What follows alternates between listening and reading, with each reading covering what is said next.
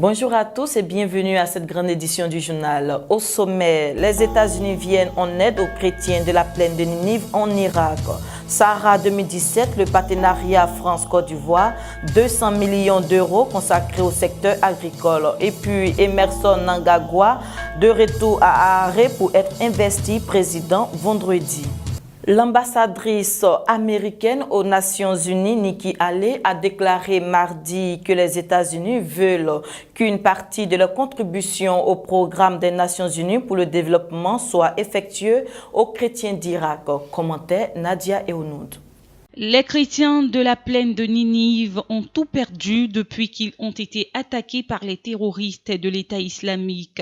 Ceux qui reviennent de l'exil au Kourdistan croupissent dans l'inaction ou l'amertume. Ils sont totalement désespérés. L'État irakien est incapable de s'occuper de la situation financière critique des chrétiens. Ceux-ci comptent sur le peu d'aide que leur donnent les organisations humanitaires. Face à cette situation, les États-Unis ont décidé de réagir. La solution la plus simple trouvée par le gouvernement américain est de s'appuyer sur le PNUD qui intervient en Irak depuis 1976 et qui bénéficie de l'aide américaine. L'ambassadrice américaine aux États-Unis, Nikki Haley, a dit au secrétaire général des Nations Unies, Antonio Guterres, que les États-Unis voulaient qu'une partie de leur contribution au programme des Nations Unies pour le développement aille aux minorités religieuses persécutés par des islamistes, notamment les chrétiens et les yazidis en Irak, et a eu un entretien avec le secrétaire général des Nations Unies, Antonio Guterres, avant d'annoncer dans un communiqué qu'une partie de l'aide américaine au PNUD sera affectée aux chrétiens d'Irak. Dans le cadre de la Convention de désendettement et de développement C2D, le secteur agricole bénéficie d'un grand soutien financier de la France. C'est ce qu'a déclaré Gilles Huberson, le nouvel ambassadeur de France en Côte d'Ivoire au Salon international de l'agriculture, des ressources animales et halieutiques Sahara 2017. France Conan pour le compte-rendu. Au cours d'une conférence de presse co-animée ce mardi 21 novembre 2017 par le ministre ivoirien de l'Agriculture et du Développement rural, Mamadou Sangafoa Koulibaly et Gilles Huberson, le nouvel ambassadeur de France en Côte d'Ivoire, a déclaré que le partenariat France-Côte d'Ivoire dans le domaine de l'agriculture bénéficie d'appui constant. Pour ce qui est des chiffres correspondant aux actions que nous menons, plus de 200 millions d'euros sont consacrés au secteur agricole et rural ivoirien dans le C2D, a révélé le diplomate français Gilles Huberson. Et cela, c'est un partenariat fraternel. Le ministre Mamadou Sangafoa a marqué sa reconnaissance et celle de la Côte d'Ivoire à la France pour le soutien dont bénéficie son département ministériel. L'Église du Salut Caravane pour Christ présente la 4e édition de Un jour dans ses pavis, événement qui aura lieu du vendredi 24 au samedi 25 novembre 2017 de 20h à 20h non-stop. Et pour en parler, nous recevons sur notre plateau le pasteur Lauré du groupe MBN 100% Jésus. Pasteur, bonjour et bienvenue. Bonjour madame, soyez bénie. Amen. Merci. Pasteur, expliquez-nous le sens exact de cet événement. Alors, déjà, nous voulons saluer tous ceux qui suivent cette chaîne de télévision. Que le Tout-Puissant vous bénisse. Nous sommes là pour annoncer un programme, un grand programme qui a été donné au serviteur de Dieu, l'homme de Dieu, le révérend docteur Maï Roland. Alors, le programme, c'est 24 chronos non-stop dans la présence du Seigneur. Disons, un jour dans ses parvis. Voilà, le programme est tiré du Psaume 84, le verset 11. Il est écrit: un jour dans ses pavés vaut mieux que 1000 ailleurs. Alors, généralement, nous entendons dans les rues, partout, les gens disent une heure dans ses pavés vaut mieux que 1000 ailleurs. Non, c'est plutôt un jour dans ses pavés qui vaut mieux que 1000 ailleurs. Alors, nous convions le peuple de Dieu à se rassembler, n'est-ce pas, pour passer toute une journée. C'est un sacrifice d'adoration, une journée pour célébrer le Seigneur. 24 chronos non-stop. Ok. Pouvons-nous avoir le thème de ce programme? Oh, cette année, le thème, c'est multiplication infinie. En fait, nous sommes à la 4e édition. Voilà, parce qu'en 2014, le thème, c'était stabilité. En 2015, le thème, c'était réjouissance. En 2016, le thème a été témoignage. Et cette année, particulièrement, le thème, c'est multiplication à l'infini. Chaque année, l'homme de Dieu, selon la vision qu'il reçoit, conduit le peuple de Dieu dans une certaine dimension selon la pensée du Seigneur. De stabilité à réjouissance, à témoignage, Dieu nous va nous donner de multiplier ce qu'il nous a donné comme témoignage. Voilà, parce qu'il est écrit en Genèse 17, le verset 6, le Seigneur dit « Je vous multiplierai à l'infini, je vous multiplierai à l'extrême ». Selon l'alliance qu'il a tissée avec son serviteur Abraham, il a dit au verset 5 de Genèse 17, il a dit « Ton nom ne sera plus Abraham, mais ton nom sera Abraham, père d'une multitude ». Alors c'est dans cet esprit que nous allons conduire le peuple de Dieu, selon la vision que l'homme de Dieu a reçue. Ok, merci pasteur.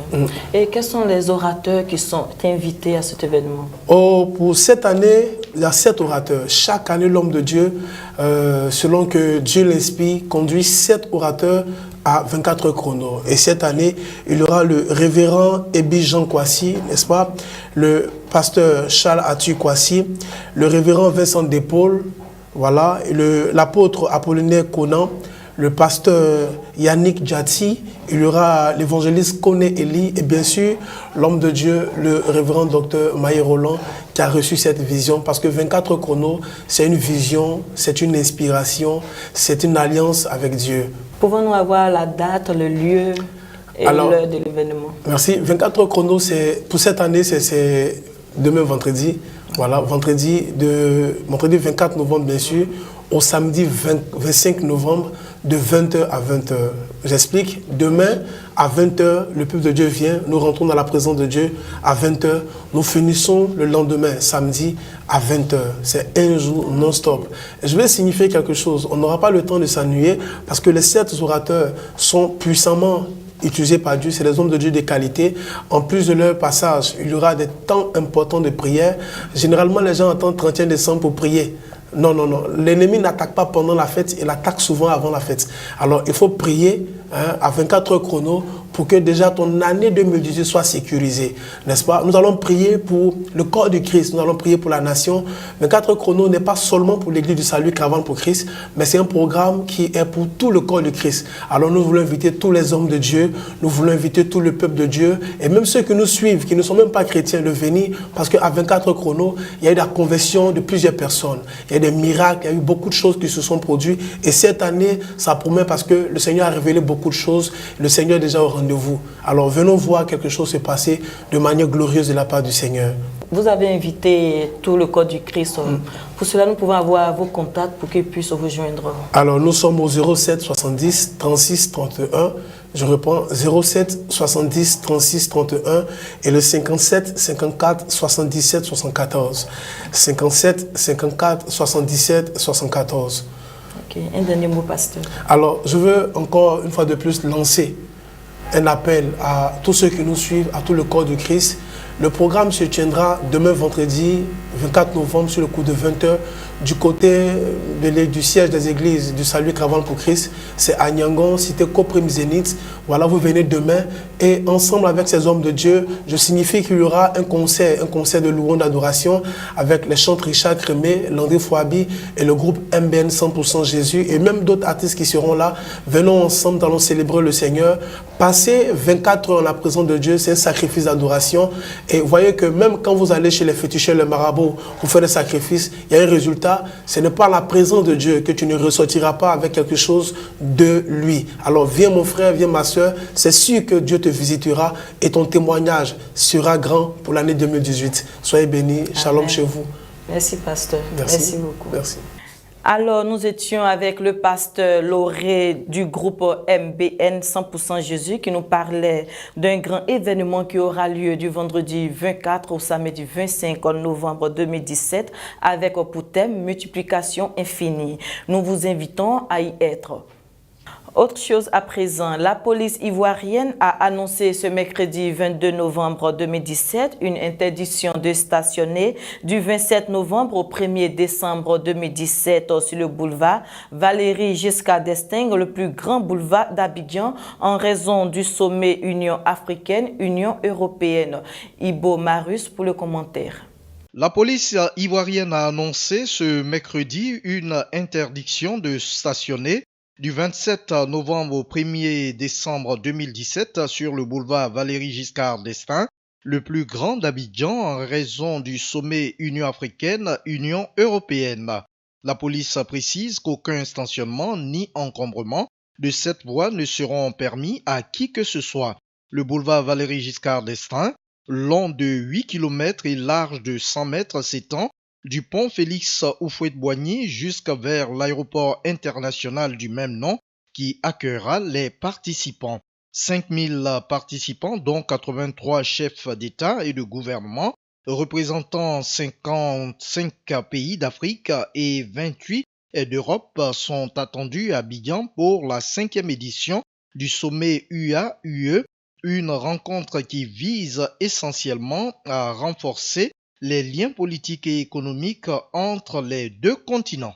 Un groupe d'Ivoiriens vivant en Libye regagne la Côte d'Ivoire selon des informations de la Direction générale des Ivoiriens de l'extérieur. Ils sont au nombre de 166 migrants ivoiriens qui sont attendus. Martial Kouassi pour le compte-rendu. En moins d'une semaine, ce sont 321 migrants qui ont été rapatriés de la Libye. Ces personnes y étaient traitées comme des esclaves. Le gouvernement ivoirien ne pouvait pas rester indifférent à cette situation en laissant ses compatriotes dans un pays qui n'a pas signé la Convention de Genève, a déclaré ce lundi 20 novembre 2017 Isiaka Konaté, le directeur général des Ivoiriens de l'étranger. Le directeur général a également précisé que les migrants arrivés à Abidjan ont droit à un hébergement de 3 à 4 jours après leur reprofilage, des kits alimentaires et un appui financier symbolique. Nous seuls savons où nous allons mettre ces personnes qui seront logées dans des excellentes conditions, a expliqué le directeur général des Ivoiriens de l'étranger. Un contingent de 166 migrants ivoiriens sera accueilli par les autorités ivoiriennes à l'aéroport d'Abidjan. Le gouvernement ivoirien, qui rapatrie régulièrement depuis 2015 des migrants en difficulté, bénéficie de l'appui de l'Organisation internationale pour les migrants OIM.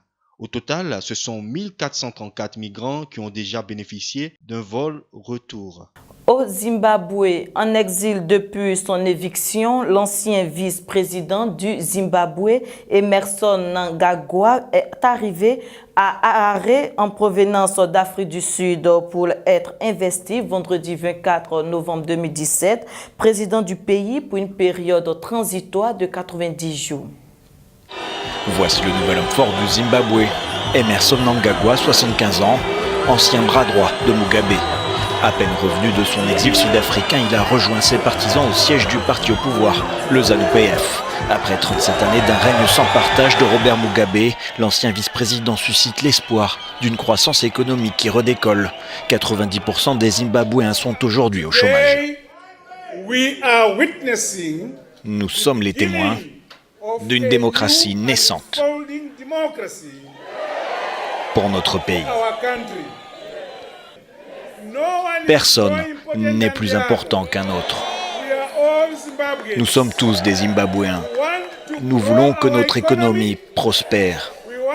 Nous voulons la paix dans notre pays. Nous voulons des emplois, des emplois, des emplois dans notre pays.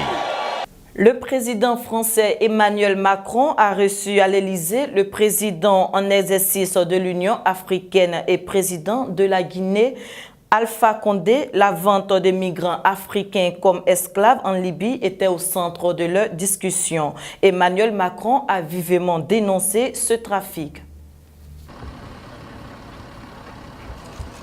Alpha Condé, le président en exercice de l'Union africaine et président de la Guinée, a été reçu à l'Élysée. Parmi les nombreux sujets abordés avec son homologue français, la situation en Libye après la diffusion choc par la chaîne américaine CNN de la vente de migrants africains comme esclaves en Libye, un trafic vivement dénoncé par Emmanuel Macron. C'est un crime contre l'humanité, c'est une des formes de trafic aussi aujourd'hui les plus rentables et qui nourrit les délinquances les plus graves et pour partie des réseaux terroristes. Donc la dénonciation par la France a été immédiate, elle est sans appel. Également au menu des discussions, la Syrie, où construire la paix passera forcément par une solution politique qui devra rassembler toutes les sensibilités politiques et toutes les minorités, a dit Emmanuel Macron. Une solution largement envisagée aussi ce lundi du côté de Sotchi en Russie, où Vladimir Poutine recevait ses homologues iraniens et turcs. C'est avec joie que de milliers de partisans ont acclamé Saad Hariri devant son domicile hier à Beyrouth. Il s'est adressé directement à eux après avoir annoncé qu'il suspendait sa démission du poste de Premier ministre à la demande du président Michel Aoun.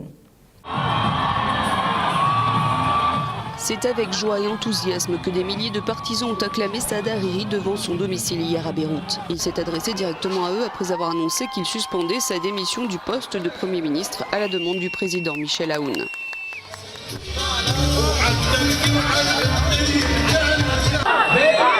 Je reste avec vous. Nous allons continuer ensemble afin de défendre le Liban, sa stabilité et l'identité arabe du Liban.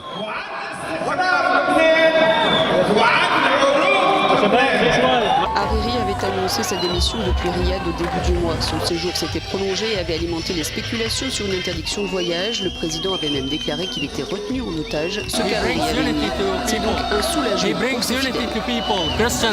Il apporte l'unité au peuple, chrétiens et musulmans. C'est une bonne personne et il va rendre le Liban meilleur. Nous voulons Saad. Nous ne voulons pas qu'il parte parce que nous l'aimons, parce qu'il est notre leader sunnite. S'il part, le Liban ira à la ruine. Nous ne voulons que Saad.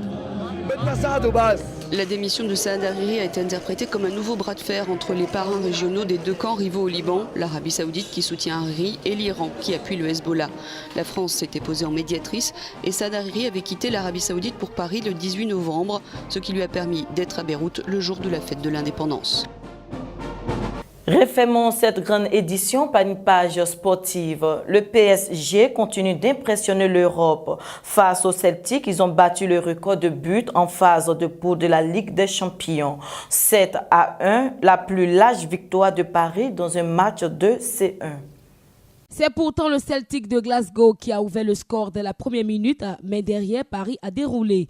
Doublé de Neymar et de Cavani. Le PSG, déjà assuré d'aller en 8e, devrait normalement finir premier de son groupe devant le Bayern. Dans le groupe D, rencontre en deux géants de foot européens. La Juventus face à Barcelone. Les deux équipes se sont neutralisées 0 but partout, score final. Un résultat qui permet à Barcelone de s'extirper de la phase de poule et finir premier de son groupe. Le Sporting Lisbonne s'est largement imposé face à l'Olympiakos 3-1. Les Grecs sont eux définitivement hors jeu. Dans le groupe de Manchester United, rien n'est encore fait.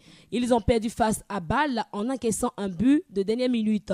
Résultat, ils ne sont plus assurés de finir la première place. Bâle et Mossoul joueront leur qualification la semaine prochaine. Et enfin, l'Atlético se relance dans le groupe C grâce à sa victoire à Rome.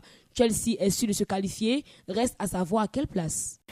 C'était le commentaire de France Conan. C'est la fin de cette grande édition. Merci de l'avoir suivi. Bonne suite de programme sur La Voix Sainte TV.